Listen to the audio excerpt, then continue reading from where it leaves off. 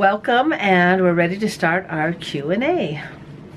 And it's a beautiful sunshiny day today. It was up to 70. Yep. So this one is Proud and TX3. What talents you guys have in your family? Thank you. That's nice. I love that you guys seem to focus on exercise and staying active. Did you raise your kids that way from an early age? And she notices that Davey seems to raise his kids that way. It started out with making them work, letting them work so they had money to spend. And we did the paper route for how many years? 18 years. Yep. And they would carry them. We'd have them in the car, but they'd have to run them to the houses. And Papa O, you got them running in grade school. You'd pay them a quarter. I used to pay them money in grade school to run around on their lunch hour because I wanted them to be runners. And, yeah. And they became runners. They sure did. So the kids would say to them, "So why are you running around on your lunch hours?" My dad pays me. He pays me a quarter. And this part I made up. And they said, "How much does he pay?" I said, "Oh, around $1." Will he pay me for running? No way. We can barely afford our own kids. And we always had them in sports. They loved basketball, volleyball. And basketball. Always said that. Basketball, volleyball, and basketball. Okay. Mario Kane, he says it's a video where I'm trying to decide what kind of a critter it is, and he says it looks like a groundhog, and he wants to know if we'd seen Groundhog Day. Yeah, I think we watched it that day. One of our favorite shows. We went and dug it out on Netflix. And in fact, that's a good one to watch. That's a good one to watch on Groundhog Day. That's a fun video. Some people don't like it because they don't like the repetition, but I like it because it shows how he improved. But it's an interesting and then concept. Time changed. If you keep working at something, you can make a lot of progress. Yeah, how he was just being silly at first and not taking things very serious. Then he tried to be of service. Then he tried to improve himself, and so that's when he finally got out of thinking about himself. Then things started improving. Okay, Shalise Benjamin. Well, this is when Davey and April were doing a dance way back in high school.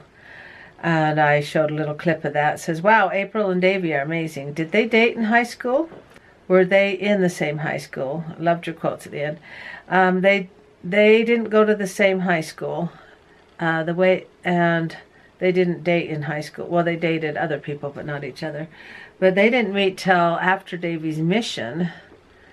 And he met her at the dance, one of the country dances.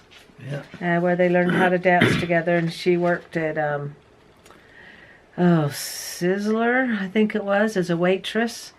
And Davey wanted me to meet her, so we went and ate at Sizzler. And I was just really quiet, and I didn't talk much, and April thought I was stuck up. I says, I was stuck up? Oh, well.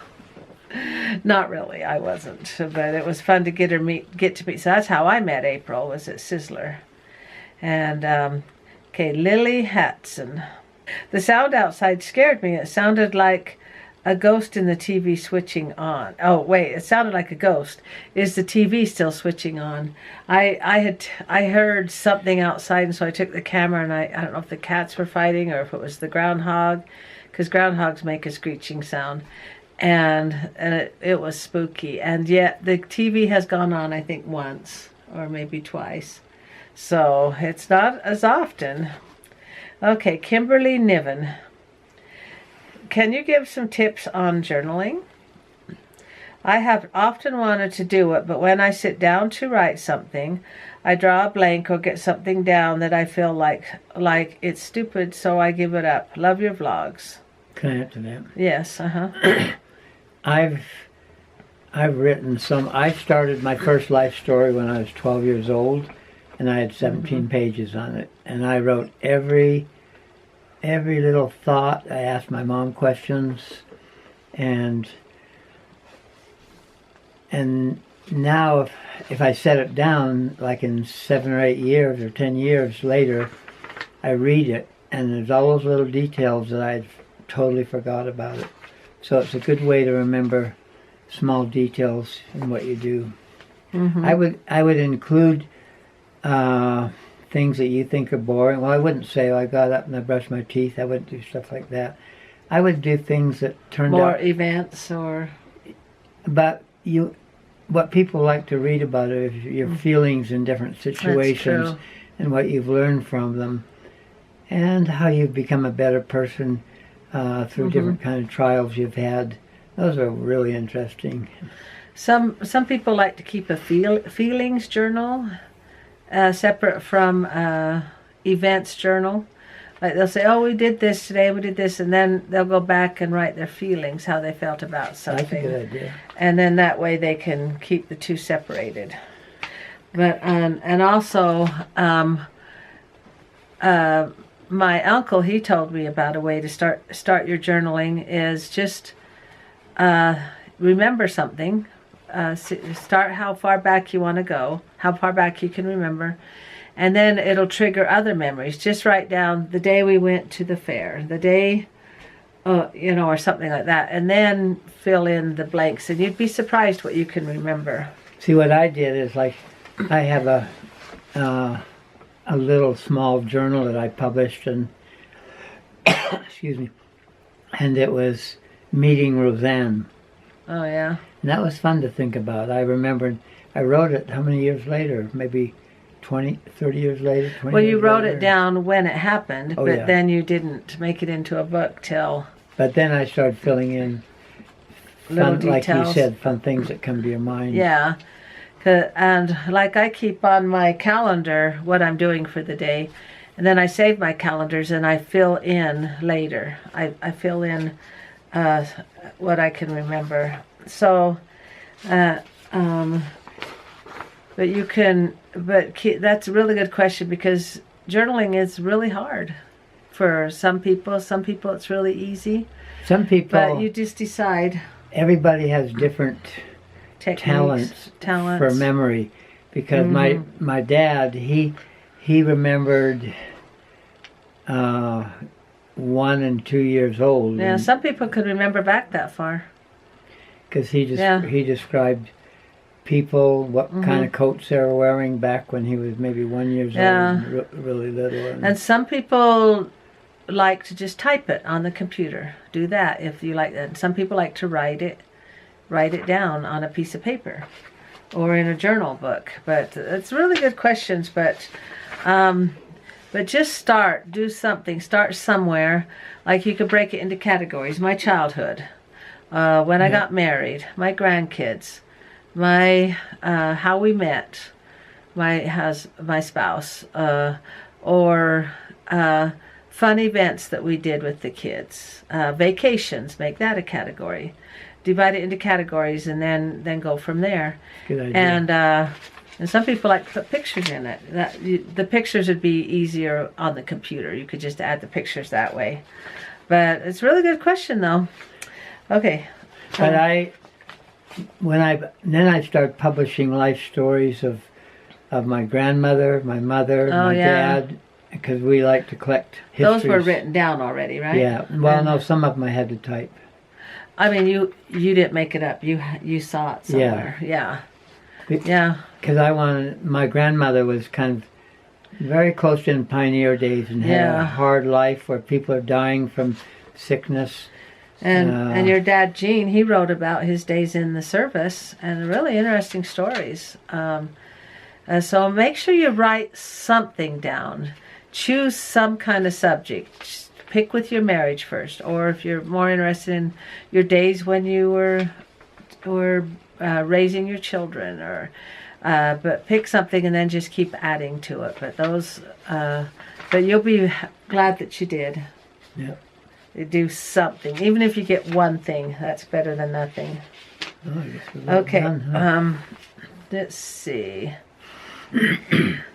On the journaling. Let's do one more. Lily Hatson again. We had talked about forgiveness or something. She was saying to forgive somebody, it is easy to say. What do you do if that same person asks for forgiveness but still does the same mistakes over and over again? These are really really good because Good question.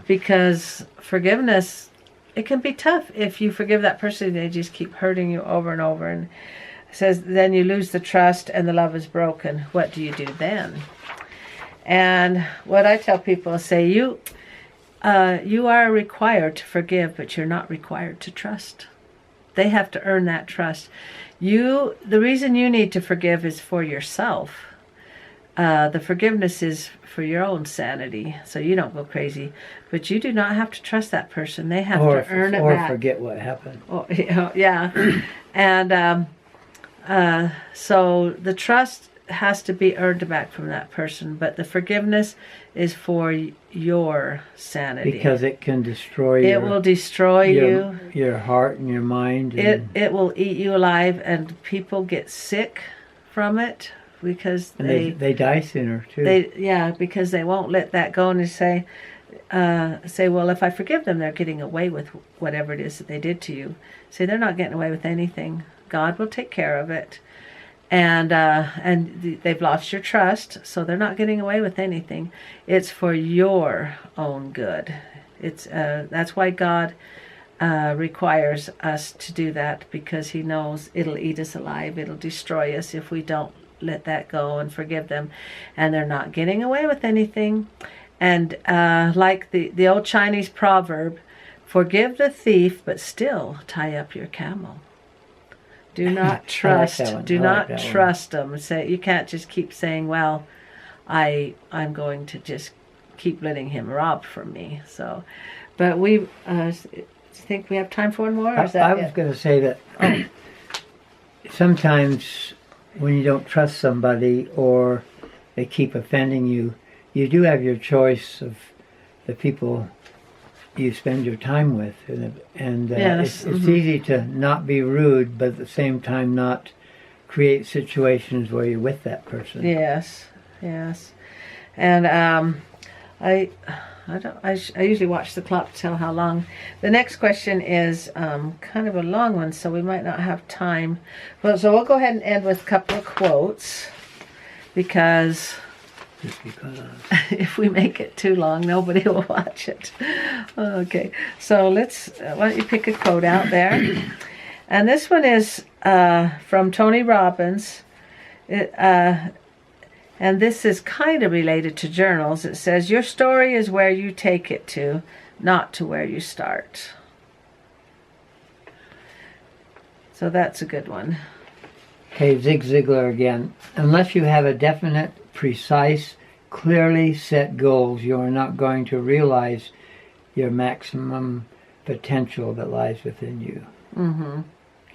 I would say my whole life, how you commit to achieving a goal is to write it down. And if you write it down or even put it on the wall where you see it, it reminds you, and you start saying, I've got to, and not only have the goal, but you have to write some steps down of what you're going to take to get towards that goal. I remember I wanted to write my book about for moms, and I remember listening to Zig Ziglar, and he says, tell somebody that what you're going to do, and that motivates you more. Yeah. And so I would tell people, I'm writing a book. And then you think, I've told people I've done this. I've got to do it. And then also what Zig Ziglar told, another thing in one of his talks that I was listening to, he says, set aside some time each day. Decide how much you can do. So I took an hour each day from, I can't remember what time it was, 10 to 11 or something, and commit to that. And I got a book written in a year. It took me a year to do it. And this is when my kids were little. Who has time when your kids are little? But I remember Zig Ziglar saying that. And then, so that's all true about a goal that you set. And you can get that accomplished. But we're going to go ahead and close and say our good nights. And thank you for liking, commenting, and subscribing. And I hope you enjoy this Q&A. And keep the questions coming. Thank you, and good night, everybody. Clean up my room. Is this on? Is Yes. it still going? Did you guys subscribe yet? Are you? Do you like my lipstick? You're not doing that. subscribe. Are you?